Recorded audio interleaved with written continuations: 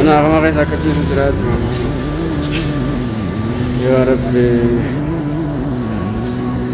محمد محمد أكمل محمد تتوجه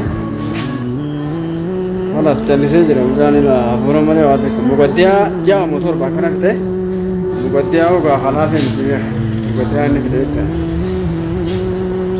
مقديا كيما فيني حالة سنين نكسيتي هنو محمد أكمل تشيس جرا دعائي كودا في سنين جنة جاوت ترابه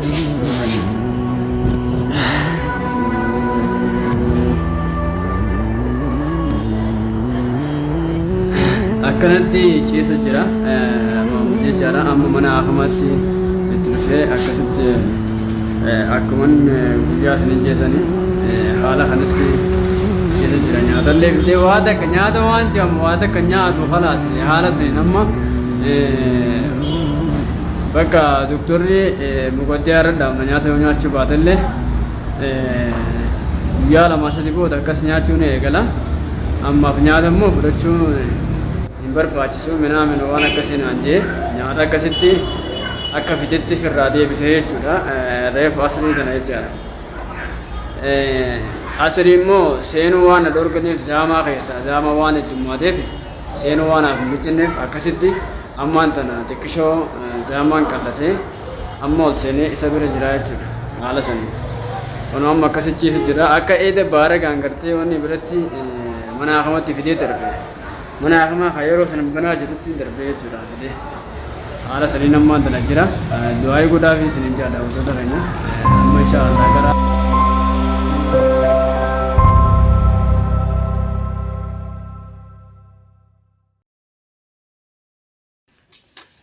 Assalamu alaikum warahmatullahi wabarakatuh. Daawwattoota fi hordoftoota Reedii Baabaa akkam nagaa fayyaa jira jirtu sin jenna.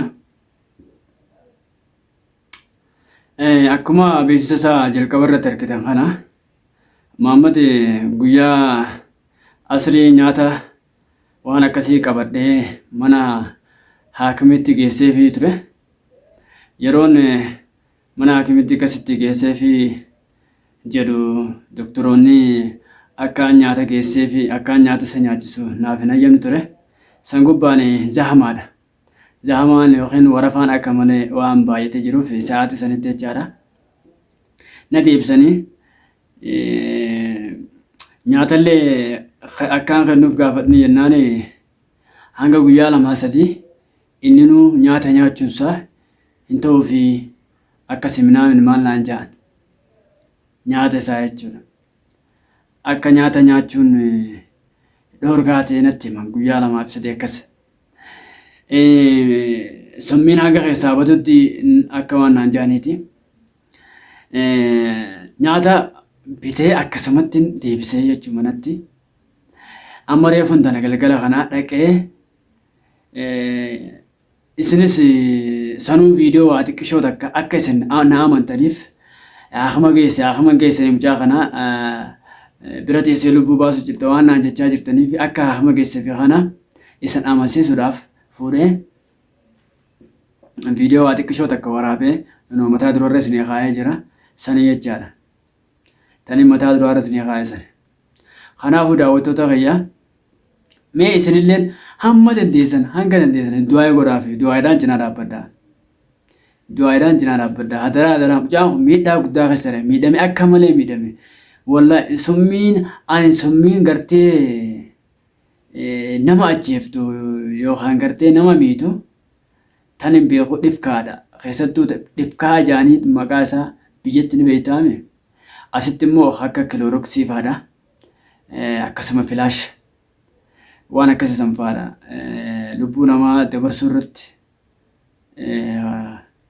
kan nama geessu. Sun immoo suuta isa keessaa baasa.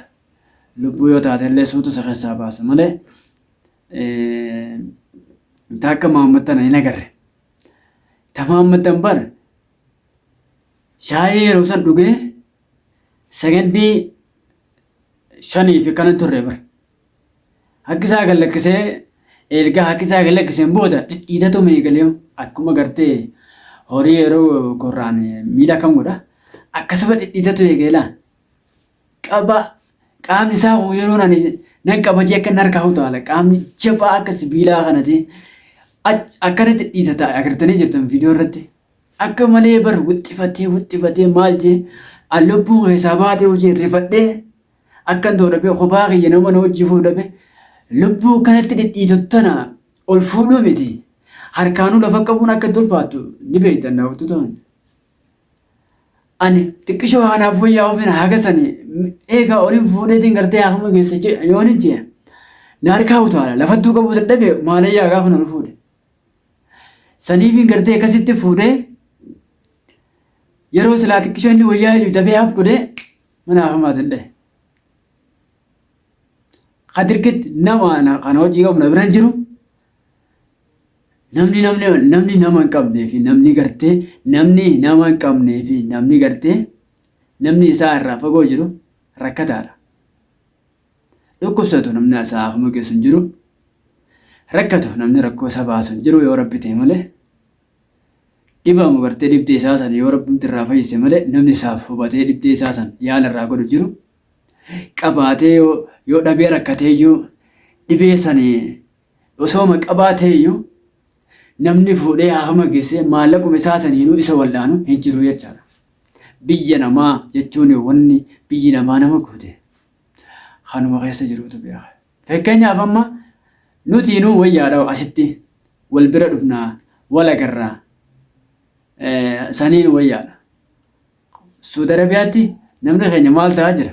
Dhukkubsannaan haakuma dhagu yookaan yoo haakuma dhagammoo ni qabama hidhaadha. Dhibdee isaa sanii wajjin hidhaa galee dhibdee isaa sana achumatti isa nyaattee yoo rabbii isa fayyise qofa haa fayyu. Yoo ta'an mana hidhaa keessatti immoo ramiimtaa raamuutaa wallaahi. Lubbuu salphumatti keessaa baatee kutti. Salphaatti warra suudilaa.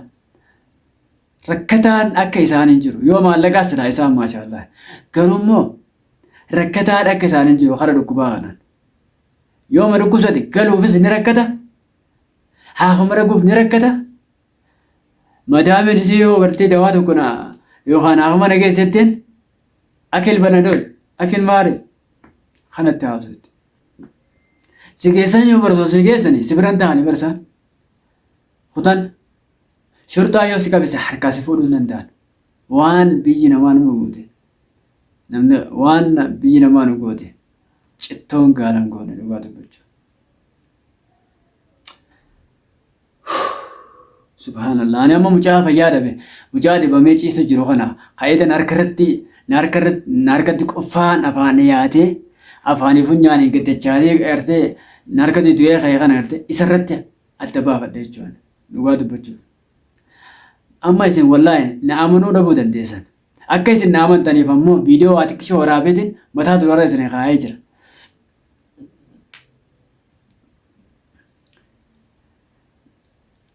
Akka dooktorri natti himutti wanta hafuuraa ni beeytaniimi jabbaa gaazaa hafuuraa guyyaa lamee kana laalleeti dawaatti gona jira. Guyyaa lamee kana booda yoo wayyaa'e yoo wayyaa'u baate immoo jabbaa gaazaa kana hafuura oksijiinii jechaadha. Oksijiinii kana fayyadamu isa kana fayyadamsiisnaa naan jedhan. Oksijiinii kana gaafa haate beeke oksijiinii kun qoftiin maalleen isaa maallaqa laafee miti kabaltiin. Kabaltii edaa qofatti eda bakka kana dhoosanii hidda ishee kana keessaa waan dhoosaniif hin beeku hodhan jecha gara kaanii garaachirra dhoosaniiti summii bakka summiin itti qabate itti walgee summiin harki irra caalaan gartee bakka garaacha keessatti walgee dhiqanii jecha eda dhiqanii hodhanii anamma reefu tanan argee jechuudha. Isinii galee doktoroota yeroo gaafadhu muqaddiyaa qofa muqaddiyaa yeroo isin jiru bulkoos abbaa ijaa fixee jecha ganaatti hafa qarshii meeqan baasanii beektaa kafaltii mana yaalaa ta'idaa qofa irratti 120 irratti baase na amantanii kana garuu immoo silaa inni inuu qabaateetu kaisaatiin hin yaalu gaafan gartee waan qabu itti fixadhee dhadhaadhe maal godha rabbuma irratti hin dhiisa rabbumti isaa fayyisu malee maal hin godhaa bireen garuu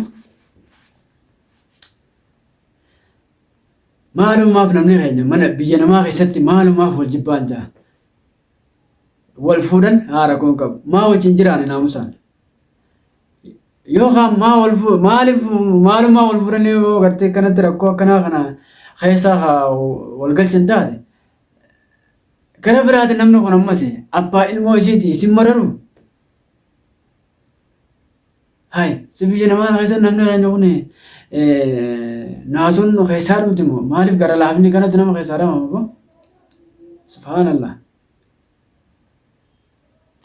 wallahi ani baay'ee takkan gatte wallahi yaa daawwattoota keenya mee isinillee du'aa godhaafiti mucaa kana akka inni fayyuuf akka gartee rabbiin isa fayyisuuf piliis rabbi jedhaa du'aa inaa godhaaf rabbi haa fayyisu jedhaa du'aa inaa godhaaf amma cal jii jennaan waa takka hin dubbatu koompitara irratti argatanii jirtan sagalee onni isaa hafuura isaa jecha hafuura isaa koompitara keessa jira inni immoo cal amaliyaa ede godhan amaliyaa jechuun opereeshina ede godhanii opereeshina kanin isin wanni irra godha kana iskiriin irra kan isin godhe ammas viidiyoodhaan kan isin argitan kana jechuudha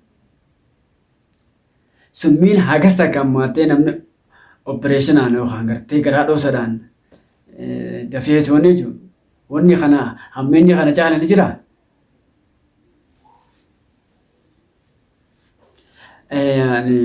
Muhammad lubbuun jiraachuu isaatu hafuura gartee koompitara keessa jiru san argeetis sanii xiqqishoo amane malee yeroo matti dheeyitee ilaaltu dhugaa isinii maamee viidiyoo jalqabaan irra deebi'aa laala. Inuma gaa akkatti sossoora qat jeetuma ciisa lubbuun keessaa baatettaan waan takka sossoo hin dubbatu gara hin gaggalu akka eda ciisee opereeshina goonee gartee muqaddiyaa yookaan bulkoos irra dhaabnerraa hin galle naan jee doktoroonni yeroo nan gaafadha. Kanaafuu ati ni fayyaadas gabbaa'inaan jedhanii as gabbeessanii ganna baasanii yoo rabbi fayyise inshaallah silaa fayyee jennaa waan jennu hin qabnu. Ani immootu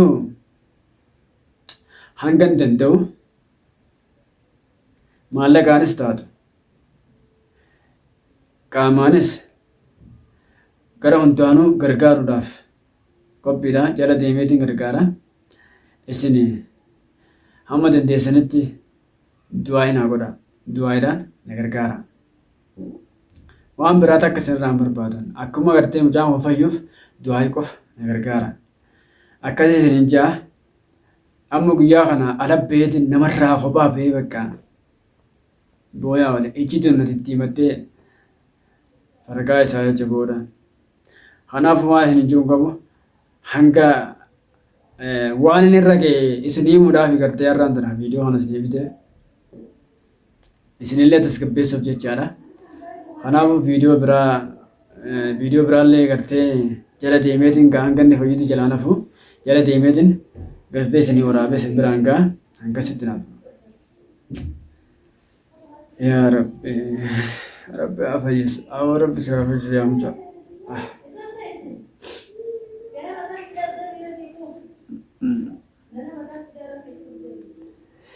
Ini mau gua jawab itu bawa dia merangkul.